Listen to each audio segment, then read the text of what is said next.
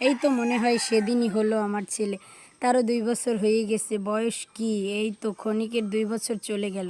আসসালামু আলাইকুম, সবাই কেমন আছেন? আশা করি ভালো আছেন। আমিও অনেক অনেক ভালো আছি। এই তো ছেলের 2 বছর উপলক্ষে একটু কেনাকাটা করতে যাইতেছি। আমার তো কোনো ইচ্ছেই ছিল না জন্মদিন পালন করার। ওর খালারা খুবই বায়না ধরছে, একটা ছেলে করতেই হবে করতেই হবে। এই তো বিকেলে চলে গেলাম।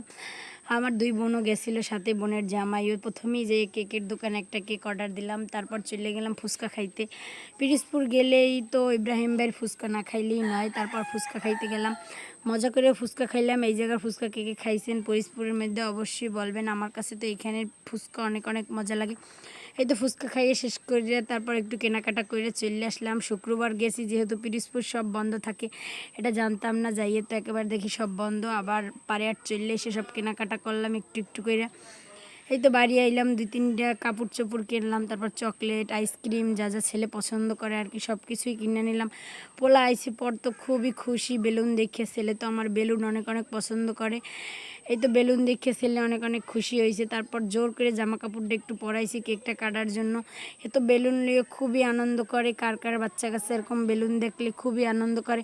তারপরে এই তো কেকটা সামনে দিলাম কাটার জন্য। সে তো কাটতেই যাইতেছে না, খুবই কান্না করে। সে বেলুন নিয়ে খেলা করবে, কাটবেই না কাটবেই না। তারপর এক পর্যায়ে জোর জবরদস্তি করে সবাই একটু নিয়ে বসাইতেছি। এটা দিই ওটা দিই, তা কাম হয় না। এই যে এই ভিডিওগুলো স্মৃতি হিসেবে থাকবে, পরে দেখামো যে বাবা তুমি দেখো তোমার জন্মদিনে কেক কাটতেই চাইতেছিলে না। এই তো পরে একটু কাটাকুটি করে দিল, খাবেই না, একটুও মুখে নেয় নাই কেক।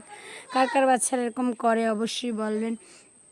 এই তো কেকটা পরে সবাই মিলে খাইলাম। পরে যার যা পছন্দ সবার জন্য খাবার কিনে নিয়ে আসছি, এগুলোই একটু খাইলাম আর কি। এই তো আজকের জন্মদিন আমার ছেলের জন্য, সবাই দোয়া করবেন। আজকের ভিডিওটা এই পর্যন্তই। সবাই ভালো থাকবেন, সুস্থ থাকবেন। আসসালামু আলাইকুম।